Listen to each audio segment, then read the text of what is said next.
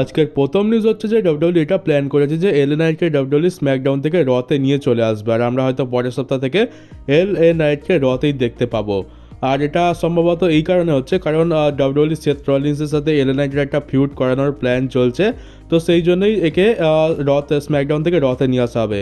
তবে দেখতে গেলে এটা তো শুধুমাত্র এখন তামাশা হয়ে গেছে, ড্রাফটের তো কোনো রকম মানে হয় না, শুধুমাত্র নামে র স্ম্যাকডাউন। এদিকে যার যেখানে ইচ্ছা সে সেখানে চলে যাচ্ছে, ডাব্লিউডাব্লিউ যাকে যেখানে পাচ্ছে সেখানে ইউজ করে নিচ্ছে, তো এটা তো আর কোনো সেরকম ভ্যালু রাখে না। তবে এবার থেকে বেশিরভাগ অ্যাপিয়ারেন্স আমরা এলএ নাইটের রতেই দেখতে পাবো, এটা যা বুঝতে পারছি। আর আমি তোমাদেরকে কদিন আগে মিস্টার ইগুয়ানার কথা তো বলেছিলাম, মিস্টার ইগুয়ানাকে ডাব্লিউডাব্লিউ মেন রস্টারে নিয়ে আসার জন্য ইন্টারেস্টেড রয়েছে, আর তার তোড়জোড়ও শুরু করে দিয়েছে। আর শুধু ইগুয়ানা নয়, আরেকজন রেসলার রয়েছে যাকে ডাব্লিউডাব্লিউ মেন রস্টারে আনতে চায়, সে হচ্ছে সাইকো ক্লাউন। এও ট্রিপল এ প্রমোশনের একটা ইউনিক ক্যারেক্টারের রেসলার, একেও ডাব্লিউডাব্লিউ কিন্তু মেন রস্টারে আনতে চায়। তো মিস্টার ইগুয়ানা, সাইকো ক্লাউন প্রায় কনফার্ম যে এরা কদিন পর মেন রস্টারেতে আমরা এদেরকে দেখতে পাবো। শুধুমাত্র ডাব্লিউডাব্লিউ এদেরকে কোথায় ডেবিউ করাবে, কোন জায়গাতে নিয়ে আসবে, কিরকম স্টোরি লাইন দেবে সেটাই বুঝতে পারছে না, হলে এতদিনে তাদের আমরা ডেবিউ দেখতে পেয়ে যেতাম। আর এর পরের নিউজটা হাল্ক হগান রিলেটেড রয়েছে। আমি তোমাদেরকে আগের ভিডিওতে বলেছিলাম যে হাল্ক হগান হসপিটালাইজ হয়েছে, তার খুব অবস্থা খারাপ, মানে একদম মৃত্যুসজ্জায় রয়েছে, এই আছে এই নেই। তো ওই নিউজটা অতটাও মানে সিরিয়াস নয়। হাল্ক হগান হসপিটালাইজ তো হয়েছে, তার নেকে প্রবলেম আছে, ব্যাকে প্রবলেম আছে, কিন্তু অবস্থা অতটাও খারাপ নয় যতটা প্রথমে বলা হয়েছিল। তো হাল্ক হগান একদম পুরোপুরি ঠিক আছে, একটু আধটু তো হেলথে প্রবলেম রয়েছে, তবে অতটাও সিরিয়াস নয়। তো একেবারে সে আজ আছে কাল নেই ওরকম ব্যাপার কিছু নেই, সে কদিন পর বাড়িতে ফিরে আসবে। আর এরপর একটা গুড নিউজ রয়েছে, সেটা মাল্টিপল সোর্সের তরফ থেকে কনফার্ম হয়েছে যে ভিন্স ম্যাকম্যান এবার প্রফেশনাল রেসলিং ইন্ডাস্ট্রিতে আবার রিটার্ন করতে চলেছে। ভিন্স ম্যাকম্যানের মেন গোলই হচ্ছে যে প্রফেশনাল রেসলিংয়ের মধ্যে আবার ফিরে আসা, যেমনটা সে আগে করতো, ডাব্লিউডাব্লিউকে মেনটেন করতো, ডাব্লিউডাব্লিউকে ক্যারি করতো, রেসলিং বিজনেস চালাতো, সেরকম টাইপেরই বলতে পারো। তো এটা তো এখন 100% কনফার্ম যে ভিন্স ম্যাকম্যান আবার রিটার্ন করতে চলেছে। তবে এবার সে কী করে সেটাই দেখতে হবে, কারণ সে কি নতুন কোনো রেসলিং প্রমোশন কিনতে চলেছে, নাকি ডাব্লিউডাব্লিউকেই আবার কিনে সে সেটাকে আগের অবস্থায় ফিরিয়ে আনবে, এটাই একটা বড় বিষয়। তবে কদিন আগে শুনতে পেয়েছিলাম যে ভিন্স ম্যাকম্যান কোনো রকম নতুন রেসলিং প্রমোশন আবার খুলবে না, মানে কোনো নতুন কোম্পানি খুলবে না, হয়তো সে পুরনো কোম্পানিকেই কিনতে পারে, মানে ডাব্লিউডাব্লিউ, টিএনএ এরকম টাইপের কোম্পানিকে। তো মনে তো হচ্ছে যে এবার সে ডাব্লিউডাব্লিউ কেনার দিকেই যাবে, কারণ সব কিছু দেখে তো তাই মনে হচ্ছে। তো আশা করবো যেন সেটা হয়ে যায় আর ভিন্স ম্যাকম্যান পুনরায় ডাব্লিউডাব্লিউকে কিনে নিক। তো সব দিক দিয়ে দেখতে গেলে নিউজ খুবই পজিটিভ রয়েছে, ভিন্স ম্যাকম্যান আবার রিটার্ন করতে চলেছে, এটা পুরো 100% কনফার্ম। আর দেখতে হবে যে আমাদেরকে আর কতদিন ওয়েট করতে হয়। আর এরপরের নিউজ আমাদের মডার্ন ডে মহারাজা জিন্দর মাহালকে নিয়ে রয়েছে। তো সে এটা অ্যানাউন্স করে দিয়েছে যে সে কদিন পর বিয়ে করতে চলেছে। তো আমি এটা শুনে বেশ অবাক হলাম যে সে বিয়ে করতে চলেছে, মানে এটা শুনে অবাক হয়নি যে সে বিয়ে করতে চলেছে, বরং এটা শুনে অবাক হয়েছে যে সে এতদিন বিয়ে করেনি। আমি তো ভেবেছিলাম যে তার অলরেডি বিয়ে হয়ে গেছে। তো যাকে দেরিতে হলেও বিয়ে তো করছে। তো অনেক অনেক শুভেচ্ছা রইল আমাদের former world champion modern day Maharaja Jinder মাহালকে। আর আমি তোমাদেরকে আমার আগের একটা ভিডিওতে বলেছিলাম যে স্কট স্টাইনারের ছেলে ব্রক স্টাইনার ডাব্লিউডাব্লিউর সাথে অফিসিয়ালি সাইন করে নিয়েছে, আর আমরা তাকে এনএক্সটি শোতেও দেখতে পেয়েছিলাম এই সপ্তাহে ব্যাক স্টেজেতে, এখানে শন মাইকেলসের সাথে সে দেখা করতে এসেছিল। তো এটাই হচ্ছে স্কট স্টাইনারের ছেলে ব্রক স্টাইনার। তো খুব তাড়াতাড়ি তো মনে হচ্ছে টেলিভিশনেও ফিচার করা হবে আর রেসলিং রিংয়েতে ডেবিউ করানো হয়ে যাবে। তবে দেখতে গেলে মার্ক হেনরি আর টাইটাস ওনিলের ছেলেও তো ডাব্লিউডাব্লিউতে রয়েছে, কিন্তু তাদেরকে এখনো পর্যন্ত আমরা কোনো জায়গাতে দেখতে পাইনি। কিন্তু যেভাবে ব্রক স্টাইনারকে দেখতে পেলাম, তো মনে হচ্ছে এর মধ্যে ডাব্লিউডাব্লিউ একটা এক্সট্রা পোটেন্সিয়াল দেখতে পেয়েছে, আর হয়তো রেসলিংয়ে খুব ভালো করতে পারে, সেই জন্য একে এত তাড়াতাড়ি টেলিভিশনেতে ফিচার করা হলো। আর এটা তো এই দিকেই সংকেত দিচ্ছে যে বাকিদের তুলনায় একে তাড়াতাড়ি ডাব্লিউডাব্লিউ রিংয়েতে ডেবিউ করানো হবে। আর এবার স্টেফনি ব্যাকেরের একটা ইন্টারভিউ নিয়ে কথা বলা যাক। সে বলে যে তার ক্যারিয়ারের এখনো পর্যন্ত সব থেকে বেস্ট মোমেন্ট ছিল যখন সে ডবল চ্যাম্পিয়ন হয়েছিল এনএক্সটিতে। সে এনএক্সটি উমেন্স চ্যাম্পিয়নশিপ আর এনএক্সটি নর্থ আমেরিকান উমেন্স চ্যাম্পিয়নশিপও জিতেছিল একসাথে। তো এটা তার ক্যারিয়ারের এখনো পর্যন্ত বেস্ট মোমেন্ট। তবে মনে তো হচ্ছে এর থেকেও বড় বড় মোমেন্ট সে ক্যারিয়ারে আরও পাবে। আর তার সব থেকে ফেভারিট যে রেসলিং ম্যাচটা রয়েছে সেটা হচ্ছে রেসলম্যানিয়া 23 থেকে জন সিনা ভার্সেস শন মাইকেলস। আর সে তার ড্রিম ম্যাচের ব্যাপারে বলে, তার ড্রিম ম্যাচ হচ্ছে রিয়া রিপ্লির সাথে, সে রিয়া রিপ্লির সাথে রেসলম্যানিয়াতে ম্যাচ লড়তে চায়, এটা হচ্ছে তার ড্রিম ম্যাচ। আর এই ম্যাচটা সম্ভবত আমরা পরের বছর রেসলম্যানিয়াতেই দেখতে পেয়ে যাবো, কারণ পরের বছর রেসলম্যানিয়াতে ডাব্লিউডাব্লিউ টিকিটের দাম তো আরও বেশি করবে, আর টিকিট বিক্রি করতে গেলে এরকম বড় বড় ম্যাচেস দরকার। আর স্টেফনি ব্যাকার ভার্সেস রিয়া রিপ্লি এটা ডেফিনেটলি একটা অনেক বড় ম্যাচ, তো এটা মনে হচ্ছে পরের বছর রেসলম্যানিয়াতে আমরা দেখতে পাবো। আর এবার গোল্ডবার্গের একটা স্টেটমেন্ট নিয়ে কথা বলা যাক। তো গোল্ডবার্গ এটা বলছে যে তার 50%, মানে তার এই যে 58 বছর বয়সের যে 50% রয়েছে, সেই 50% পুরো ওয়ার্ল্ডের 99% লোকের থেকে বেশি ভালো। এটা সে বলতে চাইছে। তো এটা নিয়ে অনেকে তাকে ট্রোল করতে পারে, অনেকে রেগে যেতে পারে, তবে দেখো একটা জিনিস হচ্ছে যে আমার মনে হয় গোল্ডবার্গ একদম ঠিক কথা বলছে, কারণ গোল্ডবার্গের 58 বছর বয়স হয়ে গেছে। আর তোমরা আশেপাশে তাকিয়ে দেখলে বুঝতে পারবে যে 58 বছর বয়সে কেই বা গোল্ডবার্গের মতো পাওয়ারফুল আর ফিট রয়েছে। এমনিতে যারা জোয়ান রয়েছে তারাই যদি একটা রেসলিং ম্যাচ লড়ে নেয় তো এক মাস হয়তো বিছানা থেকে উঠতে পারবে না। আমাদের অবস্থায় তো দেখে নাও, কারণ আমরা তো প্রফেশনাল নই। আর সেই জায়গায় গোল্ডবার্গ এত বয়স হয়ে গেছে, সেখানেও গান্থারের সাথে লড়তে যাচ্ছে, রেসলিং ম্যাচ লড়তে যাচ্ছে, এটাই একটা অনেক বড় বিষয়। আর এই বয়সে এসে তার এত সুন্দর বডি রয়েছে, এত সুন্দর ফিজিক রয়েছে, আর সে এত স্পিডেতে লড়াই করতে পারে, তো সেটাও তো একটা বড় বিষয়। দুনিয়াতে খুব কম মানুষই আছে যারা এটা করতে পারবে, তা এর জন্য রেগুলার শরীরচর্চা দরকার, আর সব থেকে বড় কথা একজন প্রফেশনাল রেসলার হতে হবে, নাহলে এই কাজগুলো করা খুবই মুশকিল। তো গোল্ডবার্গ যেটা বলছে সেটা আমি তো তার সাথে একমত, কারণ বাকি দুনিয়ার লোকদের অবস্থা দেখলে আর গোল্ডবার্গের অবস্থা দেখলে অনেকটা ডিফারেন্স আমরা দেখতে পাই।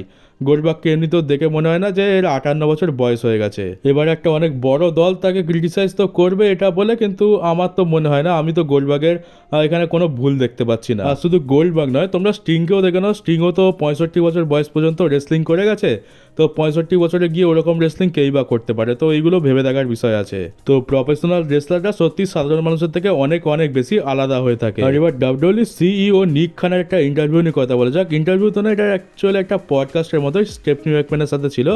তো এখানে সে অনেক কথা বলেছে, কিন্তু আমার তো একটা কথা সত্যি বলে মনে হয় না। তো নিক খান এখানে বলে যে ডাব্লিউডব্লিউইর যে সমস্ত ক্রিয়েটিভ প্যানেলে যে সমস্ত টিম রয়েছে, যে সমস্ত রাইটার রয়েছে, তাদেরকে এটা বলে রেখেছে যে তোমরা ডাব্লিউডব্লিউই ইউনিভার্সের জন্য স্টোরি লাইন লেখো, তোমাদের ইন্টারনেটের যে সমস্ত হেটাররা রয়েছে তাদের জন্য স্টোরি লাইন লেখার কোনো দরকার নেই, তারা কী বলছে না বলছে সেসব দিকে কোনো মনোযোগ দিতে হবে না। বেসিক্যালি হচ্ছে যে ডাব্লিউডব্লিউই ইউনিভার্স বলতে যেটা বোঝাচ্ছে এখানে, ওই এরিনাতে যে সমস্ত স্টাররা আছে, মানে এরিনাতে যে সমস্ত ফ্যানরা আছে তাদের কথা বলছি।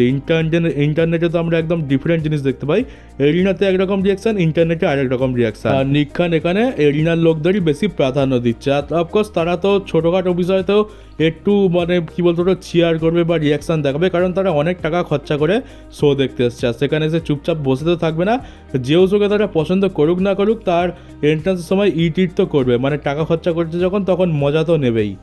এটা তো আমরা সকলেই জানি। আর এই যে নিক খান এখানে বলছে যে আমরা ইন্টারনেটের ফ্যান্সদের কোনো রকম গুরুত্ব দিই না, তারা কি করে নিক, যা পারে বলে নিক, আমাদের কিছু যায় আসে না।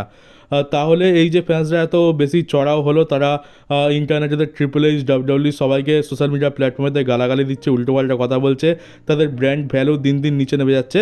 সেই ভয়ে তো ট্রিপল এইচ এখন স্টোরি লাইন ভালো দিচ্ছে, মানে খুব ভালো দিচ্ছে না, তবে বলবো যে আগের থেকে ভালো দিচ্ছে। তো সেই তো ইন্টারনেটের ফ্যান্সদের কথা শুনেই ডাব্লিউডব্লিউইকে একটু হলেও সোজা হতে হয়েছে, তাহলে নিক খান এটা কী করে বলতে পারে যে আমরা ইন্টারনেটের ফ্যান্সদের কথা শুনি না? তো এখানে তো সে মিথ্যে কথাই বলছে। আর এগুলো কোম্পানির বড় যে কোনো কোম্পানি, প্রত্যেকটা বড় বড় কোম্পানির যে সমস্ত বড় বড় উচ্চপদস্থ কর্মচারী আছে তাদের কাজই হচ্ছে মিথ্যে কথা বলা, এটা দেখানো যে সব কিছু ভালো রয়েছে, সব কিছু ঠিক আছে, এদিকে পেছনে তো অন্য কাজই চলছে। আর নিক খান এটা খুব ভালো করে জানে যে ফ্যান্সরা আছে মানে ডাব্লিউডব্লিউই আছে। ফ্যান্সরা যদি নিজেরাই ডাব্লিউডব্লিউইকে বয়কট করে দেখা বন্ধ করে দেয়, তাহলে স্পন্সরশিপও আসবে না, টাকাও হবে না, টিকিটও বিক্রি হবে না, আর ওরা কোম্পানি একদম লসের খাতায় চলে যাবে। তাই এখানে এরিনার ফ্যান হোক কিংবা ইন্টারনেটের ফ্যান হোক, সবাইকে গুরুত্ব দিতে হবে। আর নিক খান এটাও বলে যে আমরা প্রত্যেকদিন অনেক মিস্টেক করি, ট্রিপল এইচও রোজ অনেক মিস্টেক করে, আমিও অনেক মিস্টেক করি, আর বিজনেসে মিস্টেক হয়েই থাকে, কিন্তু এরকম তো চলতেই থাকে, ওটা নিয়ে অত বললে হয় না। তো আচ্ছা, তার মানে হচ্ছে যে তোমরা মিস্টেক করবে আর সেটা নিয়ে কেউ কিছু বলবেও না, মানে তোমাদের মিস্টেকের জন্য ডাব্লিউডব্লিউইর ব্র্যান্ড ভ্যালু নেমে যাচ্ছে, ফ্যান্সদের লয়্যালটি শেষ হয়ে যাচ্ছে, সেটা কোনো ব্যাপার নয়। এটা নাকি নর্মাল ব্যাপার, এটা হচ্ছে নিক খানের কথা। আর নিক খান এটাও বলে যে ডাব্লিউডব্লিউইর যত রকমের ফেলিয়ারগুলো হচ্ছে সব দায়ভার আমি নিজের কাঁধে নিচ্ছি, সব দায়িত্ব আমার। আর যদি ডাব্লিউডব্লিউই খুব ভালো কিছু করে, ডাব্লিউডব্লিউই সাকসেস পায়, তাহলে তার ক্রেডিট নিক খানের একার নয়, সেটা ডাব্লিউডব্লিউই সকলের, মানে ট্রিপল এইচ এছাড়া আরও যে সমস্ত কর্মচারী রয়েছে তাদের সকলের ক্রেডিট। তো এটা তো দেখছি যে নিক খান খুবই ভালো মানুষ, একদম খারাপ জিনিস হলে তার নিজের কাঁধে দায়িত্ব নিয়ে নিচ্ছে, আর ভালো জিনিস হলে সবার মধ্যে বন্টন করে দিচ্ছে। তো খুব ভালো সাজার চেষ্টা করা হয়েছে। তো আমাদেরকে বেসিক্যালি নিক খান এটাই বলতে চাইছে যে যদি এবার থেকে খারাপ কিছু হয় তাহলে ট্রিপল এইচকে নয় আমাকে গালাগালি দিও, কারণ সে তো বলেই দিয়েছে যে যত খারাপ জিনিস হবে তার দায়ভার আমার। তো এইরকম ন্যাকামো দেখে আর এইরকম ইন্টারভিউ দেখে তো মাথা একটু গরম হয়ে যায়, কারণ প্রত্যেকটা কথা তো মিথ্যে, আমরা বুঝতেই পারছি, আমরা কি ইন্টারনেট ইউজ করি না নাকি কি হচ্ছে আমরা সেটা জানি না। এখানে নিক খান সোশ্যাল মিডিয়াতে সবার সামনে ভালো সাজার চেষ্টা করছে যাতে ইমেজটা ক্লিয়ার হয়, এটা তো পরিষ্কার বোঝাই যাচ্ছে। তবে এইসব জিনিসগুলো আজ থেকে 10-12 বছর আগে কাজ করতো, কিন্তু এখন এইসব জিনিসগুলো আর অতটাও কাজ করে না, কারণ এখন তো অডিয়েন্সের সামনে এটা পরিষ্কার যে কোনটা সত্যি কোনটা মিথ্যে সব কিছু আমরা চোখের সামনেই দেখতে পাচ্ছি। তো কেউ যদি আমাদের সামনে মিথ্যে কথা বলেও দেয় সেটা খুব তাড়াতাড়ি ধরা পড়ে যায়। আর এমনি তো নিক খান এর আগে অনেক কিছু বলেছে, অনেক কিছু প্রমিস করেছে, কিন্তু কোনো জিনিসই হয়নি। তো এর কথাকে অত সিরিয়াসভাবে নেওয়ারও কোনো দরকার নেই। আর তোমাদেরকে মনে করিয়ে দিই যে কালকে স্ম্যাকডাউনে আমরা জন সিনা ভার্সেস R-Truth মধ্যে ম্যাচ দেখতে পাবো। এই ম্যাচটা দেখার জন্য তো আমি খুবই ইন্টারেস্টেড রয়েছি, খুবই এক্সাইটেড রয়েছি। R-Truth ক্যারেক্টার চেঞ্জ হয়েছে, আর সে জন সিনার কী অবস্থা করে। আর যেহেতু এটা নন টাইটেল ম্যাচ, তো বলা যায় না R-Truth হয়তো জন সিনাকে হারিয়েও দিতে পারে। আর আরেকটা ম্যাচ রয়েছে, এটা হচ্ছে র্যান্ডি অর্টন ভার্সেস স্যামি জেন। যে জিতবে সে কিং অফ দ্য রিং টুর্নামেন্টের একেবারে ফাইনালে চলে যাবে। এখানে তো আমরা জানি যে এখানে র্যান্ডি অর্টনই জিতবে, কিন্তু বাই চান্স যদি ভাই স্যামি জেন জিতে যায়, আমি তো মোবাইল অফ করে আবার শুয়ে পড়বো, মানে এইটা আমি দেখতে পারবো না। আর তাছাড়া কালকের অ্যালেক্সা ব্লিস ভার্সেস আসকার মধ্যেও ম্যাচ রয়েছে, এটাও সেমিফাইনাল ম্যাচ। এখানে যে জিতবে সেও কুইন অফ দ্য রিং টুর্নামেন্টের ফাইনালে চলে যাবে। তো এটা একটু মুশকিল ডিসিশন হয়ে গেল। আসকা আর অ্যালেক্সা ব্লিস দুজনেই পুরনো সুপারস্টার, তো ডাব্লিউডব্লিউ কাকে পুশ করবে? আর আমার মনে হচ্ছে এখানে ডাব্লিউডব্লিউ আসকাকে চুজ করতে পারে, কারণ অ্যালেক্সা ব্লিসের তো আমরা আপ ডাউন দেখতে পেয়েছি রিটার্নের পর। তার বুকিংও কিন্তু খুব একটা ভালো তো ডাব্লিউডব্লিউ করে না, তাকে ম্যাচ জেতায় কিন্তু বুকিং সেরকম লেভেলে হয় না যেরকম আগে দেখতে পেতাম। তবে আসকার সিচুয়েশন একটু ভালো লাগছে, তার পুরনো ক্যারেক্টার ফিরিয়ে আনা হয়েছে, তার পুরনো থিম সং ফিরিয়ে আনা হয়েছে, তাকে রিটার্ন করানোর পর বেশ ডমিনেটিংভাবে বুক করে তাকে ম্যাচও জেতানো হয়েছে। তো আমার আসকার চান্সই একটু বেশি লাগছে, তবে বলবো 50-50 চান্স আছে যে কেউ জিততে পারে এই ম্যাচটা। আর এর পরের নিউজটা অনেক বড় নিউজ রয়েছে, সেটা হচ্ছে যে সেথ রলিন্সের টিমে আমরা আরও মেম্বার দেখতে পাবো। এই তিনজনেতেই হবে না, আরও মেম্বার অ্যাড হবে। আর দুটো নামে এখন সাজেস্ট করা হচ্ছে এনএক্সটি থেকে, একটা হচ্ছে ইথান পেজ আর একটা হচ্ছে রিকি স্টার্ক। এই দুজনের মধ্যে যে কোনো একজন কিংবা হয়তো দুজনেই একসাথে সেথ রলিন্সের টিম জয়েন করে নেবে, এটা আপাতত ডাব্লিউডব্লিউর প্ল্যানের মধ্যে রয়েছে। তো ভাবছিলাম যে মেন রস্টার থেকে হয়তো কাউকে নেবে, ড্রু ম্যাকিন্টায়ার হতে পারে, অন্য কেউ হতে পারে, অস্টিন থিওরি হতে পারে। তো এবারে একেবারে একদম ইয়াং ট্যালেন্টকে নিয়ে আসছে এনএক্সটি থেকে। আর আমার তো মনে হচ্ছে রিকি স্টার্কের চান্স বেশি লাগছে, কারণ ইথান পেজ এখন নর্থ আমেরিকান চ্যাম্পিয়ন, তো একমাত্র রিকি স্টার্কের কাছেই কোনো চ্যাম্পিয়নশিপ নেই, তো সে ফ্রি আছে, তাকেই হয়তো সেথ রলিন্সের টিমে আনা হতে পারে।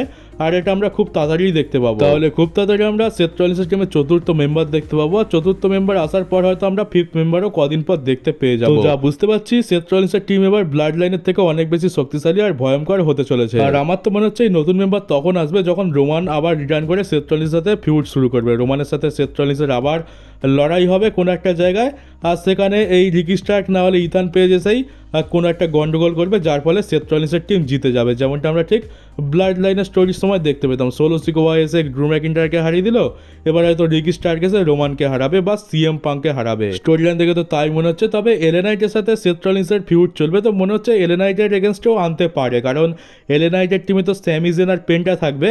তাহলে মেবি এখানে হয়তো আরেকটা মেম্বার এখানেই আমরা দেখতে পেয়ে যাবো। এলএ নাইটকে হারানোর জন্য সেথ রলিন্স হয়তো চতুর্থ মেম্বার নিয়ে আসবে, আর রোমানকে হারানোর জন্য পঞ্চম মেম্বার নিয়ে আসবে। তো এরকমও কিন্তু একটা সিচুয়েশন ক্রিয়েট হতে পারে। আর তো চলো গাইজ, এই ছিল আজকে নিউজ ভিডিও। কেমন লাগলো কমেন্ট বক্সে অবশ্যই জানিও। নতুন হয়ে থাকলে চ্যানেলটাকে সাবস্ক্রাইব করে নোটিফিকেশন বেলটাকে অন করে দিও, আর ভিডিওটাকে শেয়ার করতে ভুলো না। তো চলো দেখা হচ্ছে তোমাদের সাথে ডাব্লিউডব্লিউর পরের একটা নিউজ ভিডিওতে।